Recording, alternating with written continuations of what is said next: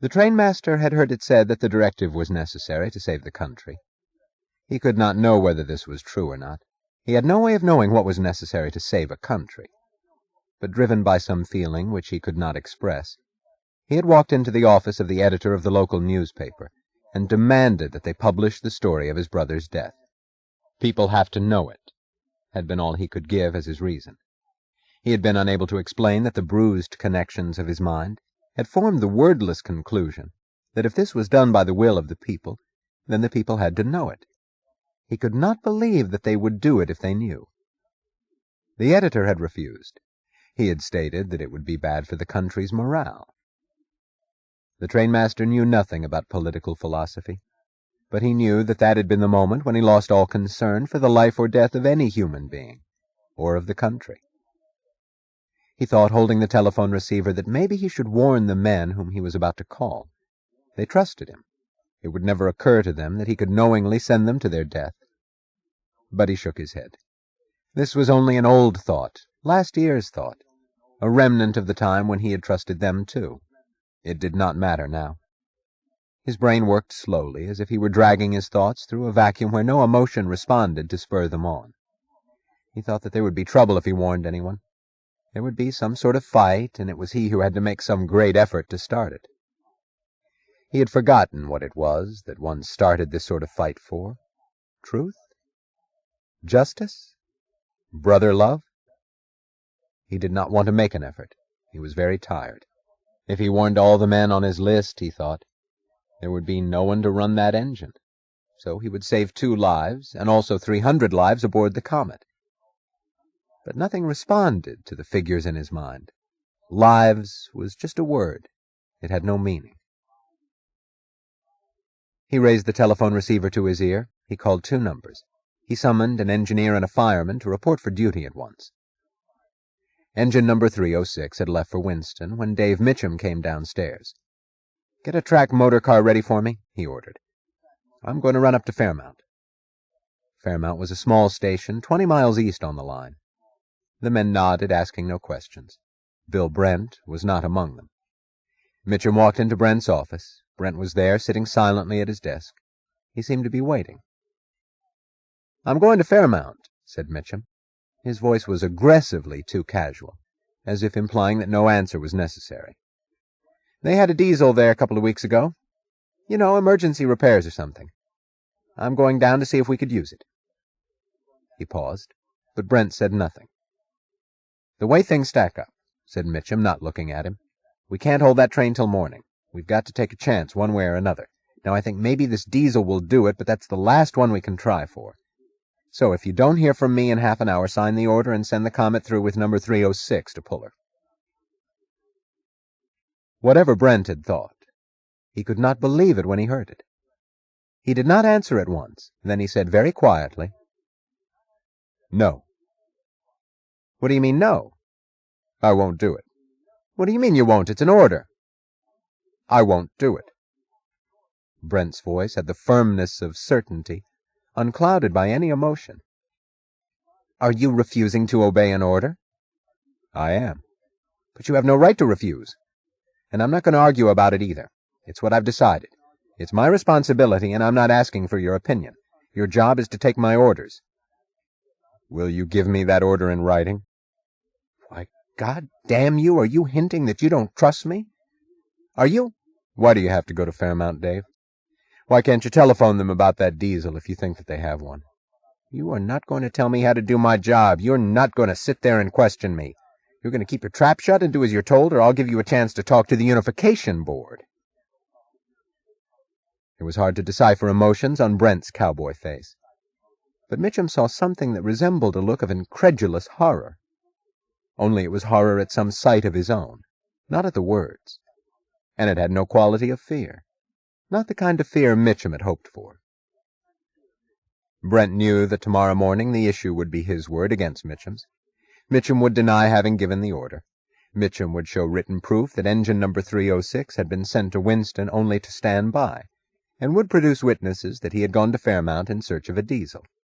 Mitchum would claim that the fatal order had been issued by and on the sole responsibility of Bill Brent, the chief dispatcher. It would not be much of a case, not a case that could bear close study, but it would be enough for the Unification Board, whose policy was consistent only in not permitting anything to be studied closely. Brent knew that he could play the same game and pass the frame up onto another victim. He knew that he had the brains to work it out, except that he would rather be dead than do it. It was not the sight of Mitchum that made him sit still in horror.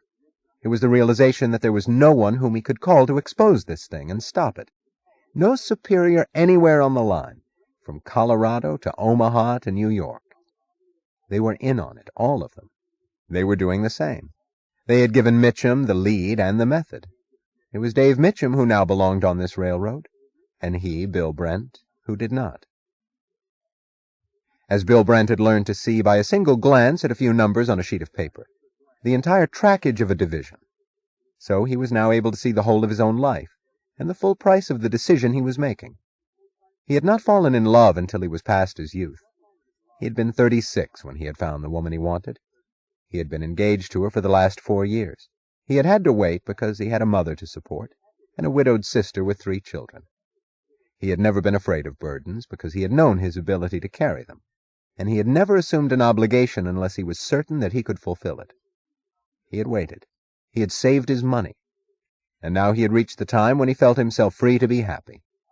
He was to be married in a few weeks, this coming June. He thought of it as he sat at his desk, looking at Dave Mitchum. But the thought aroused no hesitation, only regret and a distant sadness. Distance because he knew that he could not let it be part of this moment. Bill Brent knew nothing about epistemology, but he knew that man must live by his own rational perception of reality, that he cannot act against it or escape it, or find a substitute for it, and that there is no other way for him to live. He rose to his feet. "It's true that so long as I hold this job I cannot refuse to obey you," he said. "But I can, if I quit, so I'm quitting." "You're what?" "I'm quitting, as of this moment." "But you have no right to quit, you goddamn bastard! Don't you know that? Don't you know that I'll have you thrown in jail for it?" "If you want to send the sheriff for me in the morning, I'll be at home. I won't try to escape. There's no place to go." Dave Mitchum was 6'2", and had the build of a bruiser, but he stood shaking with fury and terror over the delicate figure of Bill Brent. "You can't quit. There's a law against it. I've got a law. You can't walk out on me. I won't let you out. I won't let you leave this building tonight." Brent walked to the door. "Will you repeat that order you gave me in front of the others?" "No? Then I will." As he pulled the door open, Mitchum's fist shot out, smashed into his face, and knocked him down. The trainmaster and the road foreman stood in the open doorway.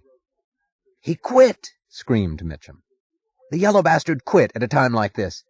He's a lawbreaker and a coward." In the slow effort of rising from the floor, through the haze of blood running into his eyes, Bill Brent looked up at the 2 men. He saw that they understood, but he saw the closed faces of men who did not want to understand, did not want to interfere, and hated him for putting them on the spot in the name of justice. He said nothing, rose to his feet, and walked out of the building. Mitchum avoided looking at the others. "Hey, you," he called, jerking his head at the night dispatcher across the room. "Come here. You've got to take over at once." With the door closed, he repeated to the boy the story of the diesel at Fairmount as he had given it to Brent, and the order to send the Comet through with engine number 306 if the boy did not hear from him in half an hour. The boy was in no condition to think, to speak, or to understand anything. He kept seeing the blood on the face of Bill Brent, who had been his idol. "Yes, sir," he answered numbly. Dave Mitchum departed for Fairmount, announcing to every yardman, switchman, and wiper in sight as he boarded the track motor car that he was going in search of a diesel for the Comet. The night dispatcher sat at his desk, watching the clock and the telephone, praying that the telephone would ring and let him hear from Mr. Mitchum. But the half-hour went by in silence, and when there were only 3 minutes left, the boy felt a terror he could not explain, except that he did not want to send that order. He turned to the train master and the road foreman, asking hesitantly, "Mr. Mitchum gave me an order before he left, but I wonder whether I ought to send it, because I don't think it's right. He said—" The train master turned away. He felt no pity. The boy was about the same age as his brother had been. The road foreman snapped, "Do just as Mr. Mitchum told you. You're not supposed to think," and walked out of the room. The responsibility that James Taggart and Clifton Losey had evaded now rested on the shoulders of a trembling, bewildered boy. He hesitated. Then he buttressed his courage with the thought that one did not doubt the good faith and the competence of railroad executives. He did not know that his vision of a railroad and its executives was that of a century ago.